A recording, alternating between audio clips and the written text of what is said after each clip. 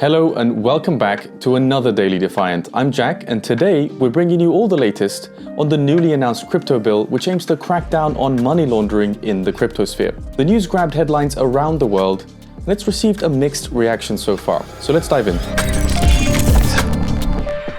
A big thank you to AlgoFi for sponsoring today's video, more on them later. Just yesterday, 2 days after SBF's arrest in the Bahamas for 8 counts, including money laundering and fraud, Democratic Senator Elizabeth Warren announced her bipartisan crypto bill. The bill's called the Digital Asset Anti-Money Laundering Act, and it was co-authored by Republican Senator Roger Marshall from Kansas. Warren gave an exclusive statement to CNN, and she said, "I've been ringing the alarm bell in the Senate on the dangers of these digital asset loopholes, and I'm working in a bipartisan manner to pass common sense crypto legislation to better safeguard US national security." So what does the new bill do? Well, the new bill would work by attacking money laundering and forcing the digital asset ecosystem into compliance with systems already in place to prevent money laundering in the global financial systems. And how would that work in practice? So the legislation seeks to empower the Financial Crimes Enforcement Network, or FinCEN, which is an agency tasked with combating financial crimes since 1990. With Senator Warren's bill, FinCEN will be able to designate not just exchanges,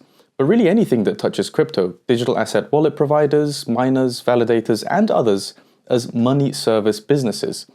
So by changing the way these businesses are categorized, the bill forces tasks like Know Your Customer or KYC requirements from the Bank Secrecy Act onto participants of the crypto industry, and they simply can't comply with these requirements. How can a smart contract in a digital wallet or a blockchain node perform KYC? Warren's bill essentially increases the amount of power that law enforcement agencies have by designating many crypto-related companies as money service businesses. This has raised concerns about the impact of the bill on issues like privacy. But before we dive into why the bill seems rushed and how the crypto community have responded, a quick word from AlgoFi. AlgoFi is the de facto DeFi hub on Algorand. It offers a fast, affordable, and transparent alternative to black box exchanges and lenders amid the CeFi wreckage. AlgoFi's AMM stable swap, lending market, and community governance make it the one-stop shop for high-performance DeFi. Its move to launch fully programmatic on-chain DAO governance will make AlgoFi the first protocol on Algorand to reach true decentralization. Trade and contribute to the future of open finance today at algofi.org.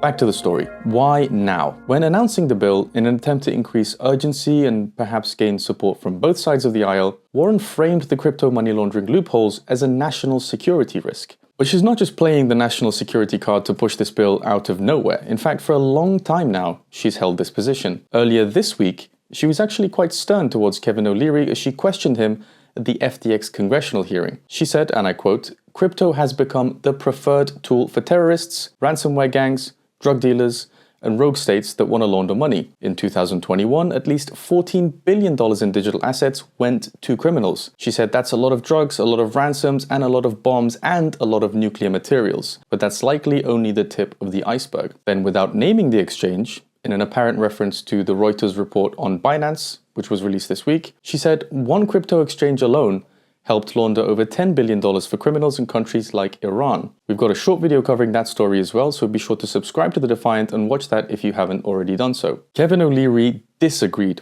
and in response to Senator Warren's questions, he asserted that the US dollar has also been used by bad actors and can also be a tool for money laundering. He said, "We should apply the same regulatory structure that we apply to existing trading of stocks and bonds on exchanges with ties to broker-dealers." He said it's not complicated and it's already been implemented in other countries.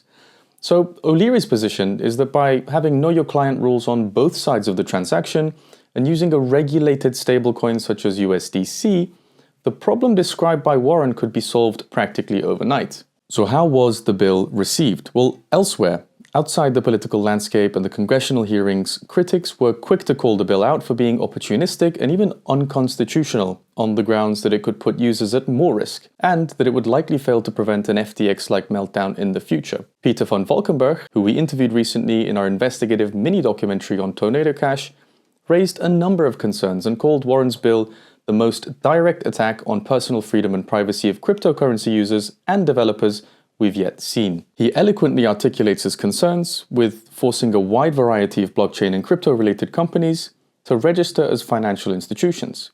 The intended result, he says, is to forbid Americans from having any technological guarantees of personal privacy or individual agency when making transactions online, irrespective of whether those transactions have anything to do with crime. Speaking on the FTX hearings, which Senator Warren was using to promote her new bill, Peter van Valkenburg indicates that the bill is focused exclusively on financial surveillance, and it doesn't address any of the corporate governance issues that led to the collapse of FTX. Crypto Twitter predictably got up to the usual antics, and users asserted that the bill makes Senator Warren appear out of touch with the situation. Bill Clement, the co-founder of a crypto-native research firm, asserted that Senator Warren is, quote, uneducated on the matter, and that her baseless fear-mongering is inaccurate because, according to Chainalysis, illicit transactions only made up 0.15% of the total crypto transactions in 2021. But let us know what your thoughts are on this legislative development and the community's response below. As always, thank you for tuning into the Daily Defiant, and see you again tomorrow in the weekly recap.